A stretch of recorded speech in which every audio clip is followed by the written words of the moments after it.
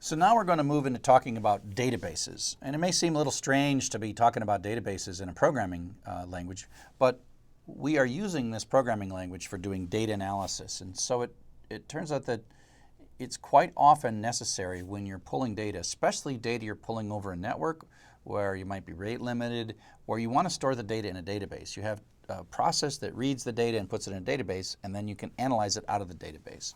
And it makes some of your processes go really fast. It allows you to change your analysis and not lock your analysis into the retrieval of the information. So it speeds up your overall workflow, but you have to learn a bunch of stuff so that you can put the information into your database. Now the first task that you have is to install your database browser. There's a couple of different ways to read and write these files. We're going to use Python to read and write the files, but we want a way to read and write the files directly. And so this is a code that you can download for the Mac, for Windows, for Linux.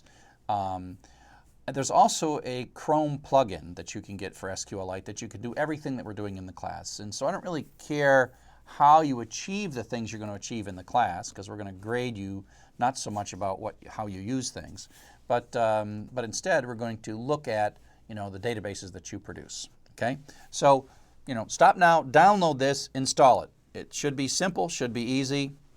Check with the forums if we have some problems. So relational databases are a whole subfield of computer science, and it might be best to talk about what life was like before relational databases. You use relational databases thousands of times a day without even knowing it. If you imagine something like a learning management system where there's hundreds of thousands of users and terabytes or petabytes of data, and you log in and within a half a second it shows you what you're supposed to see. You can't read petabyte of data in a half a second. You just can't. And in the early days, we used to have data that was small and computers that didn't have a lot of storage in them. And so we tended to use tapes. And we would put the data like on a magnetic tape, and we would sort the data. We would have the old bank balances on one tape. We would have the transactions, and then we would apply read one balance, check to see if that transaction, if it changed, then we'd store the balance. And then you would have like last night's bank balances and tonight's bank balances. And then the next day you would put this over here and read the old bank balances and make changes. And this is how day after day in the 60s and the 70s we would update data. If you look at old computer videos, you'll see these little spinning things. Well, those are tape drives, and that's where most of the real data was stored. And it was but as computers got faster, as they got more memory, and as we started to store data more in the memory of computers and on the disk drives, whole different ways. So you didn't have to read to get through the account that starts with the letter S. You didn't have to read through all the data from A through S just to get to my account that starts with S. And then it'd be like, oh, wait a sec, we have a disk drive that we can skip all the way and skip back and skip over here. And so the problem became how to make use of this random access medium in which we can store data in a way that's efficient and fast and clever. So just because you could randomly access the data didn't mean it was fast. You still had all the data to look at, and if you just looked at it sequentially. So relational databases were this applying cleverness to how we would use random access data storage, mostly disk drives that spun. And it really sort of emerged in the 60s and the 70s, and whole companies were formed like Oracle. Oracle exists because smart people figured this problem out before other smart people did.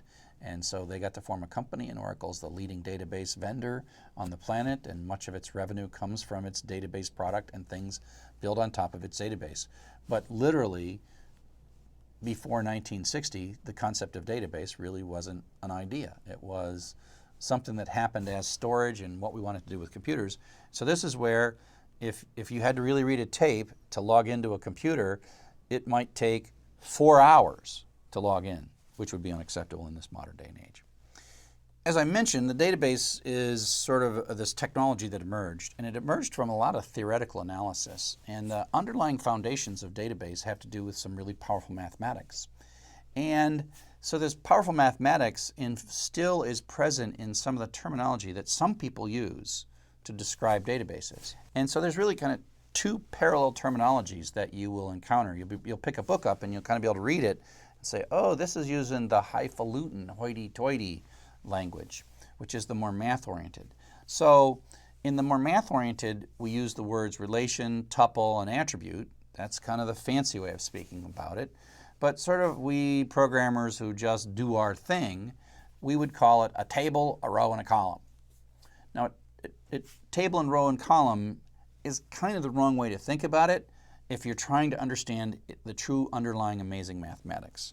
The underlying mathematics is, don't worry about the underlying mathematics. Just be aware as you're reading. Don't be surprised when people lapse into this more fancy nomenclature. So the idea is that you model data at a connection point. Rather than like, here's data and we're starting here and we're reading through it, the idea is if you model everything as a connection, like who a person is a connection between this, that, and the other thing.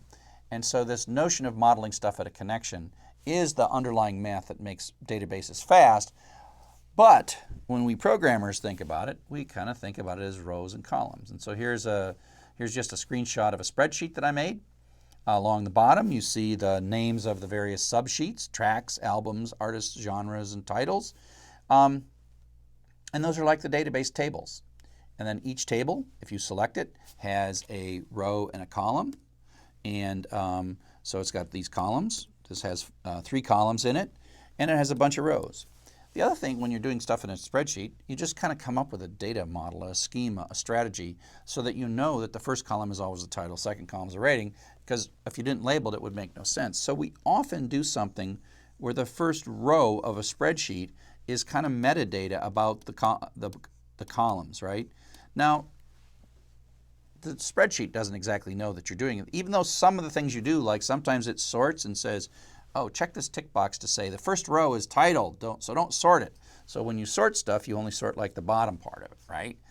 And so it sort of knows that the title, but in a database, this becomes what we call the schema.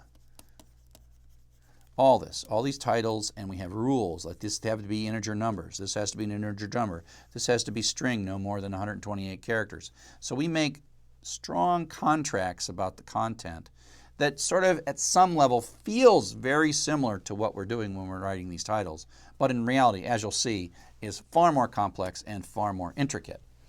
Now, if you've ever tried to do something like we're going to do with this database, and that is categorize your music collection, you find that a spreadsheet is a really hard way to categorize your music collection because of so much repeated data, and we'll figure that out in databases. So the idea that they came up with in the 60s and the 70s is there was a way to represent data on a disk. And it could be randomly accessed, and there was pointers that pointed to something else, and whatever. And in the early days, they figured out how to technically solve fast access to lots of data by sorting, hopping in various ways, indexing, doing clever things. And the early ways that we programmed these databases is we sort of revealed to us application programmers the low-level capabilities of read this thing, then jump to this other thing, then read this other thing, then jump to the other thing, read this thing, jump to this thing, which made our lives really difficult. And so we had to write really sophisticated programs, but when we did, they could function very rapidly.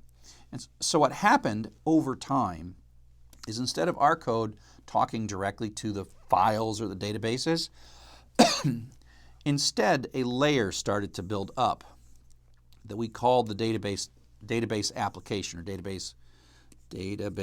I'm not doing a very good job drawing there, right? So here's our database, and it has lots of complexity in it. And originally we would sort of just talk straight to that complexity, but after a while we would have a database application, and then our application, our code, would talk to the database application, and the database would know all the magic stuff. And it was what we call in computer science an abstraction, which means that our job, this is us, and our job was easier because of the complexity could all be hidden here. And so the question becomes, then, how do we talk to this really powerful piece of software that we call a database? What is living here? What is the way we communicate? Sometimes we would call this an API, Application Program Interface. So this is our application. This is actually another application. The database itself is an application. And so we have to have an interface so that our application can talk to the other application. And just like in the previous lectures, this is like a service. It's taking care of it. And ultimately, let me change the color here. It's getting kind of messy. We can sort of think of this thing right here, both the data and the software that understands the shape of the data, as just a service in a service-oriented architecture. So once again, what we have to do is define, to use the service-oriented architecture, the cut point. What is the cut point between our application and this magic stuff? And this is Oracle, right? So it's lots and lots of money, and it's amazing. It's just really good software, right? Oracle's really good, Microsoft's really good. So what happened was we decided to create a standard at this point. The industry did. Folks got together with the National Institute of Standards and Technology, NIST, and they agreed on a language that was the API between an application and a database system. And the name of that thing they came up with was SQL, or the Structured Query Language. Okay? And so that means that, wow, I've made such a mess of this, I have to start over again and draw another picture, right? So that means that over here you could have Oracle, over here you could have Microsoft, and here you could have App 1, and here you could have App 2. And App 1 could talk to Oracle, or it could talk to MySQL, or App 2 could talk to Oracle, or App 2 could talk to MySQL. And so because they use the same communication between Oracle and MySQL, it means that you can write an app that's portable between different databases. And it turns out that this SQL is a beautiful language. It's just a gorgeous language. The reason I don't teach SQL as the very first programming language is you would be ruined. If you learned SQL, you would never want to program in any other language. I think it's the most beautiful language that I've ever encountered. It's beautiful because of its simplicity and its expressiveness and its power, but then it's a very beautiful and elegant language. The problem with SQL is it depends on the data being pretty. It's a great way to write code about really gorgeous data. So part of what we're going to do is learn how to make the data look really good and then write really cool stuff. Python, on the other hand, is a little rougher on the edges, but it just has no problem dealing with unstructured data or data that's imperfect or whatever, and you can just keep writing more Python, and eventually you're like, oh man, I thought it wasn't as complex as this, so I got to add a little bit of if statement here and add another if statement there and do another thing. So Python handles unstructured, rough data much better than databases, and that's why Python plus SQL is such a powerful thing. Python cleans up the data. SQL is a great way to store and retrieve data. So what SQL does is it has 4 basic functions. We call it CRUD: create, read, update, and delete. Update is missing here. CRUD. So that's a database term, is CRUD: create, read, update, and delete. So up next, we're going to talk about how you as the application developer are going to interact both in large projects and in small projects. Small projects are going to be the more typical thing that we use in this class. So that's what we're going to talk about in a bit, and how you use software to interact with databases.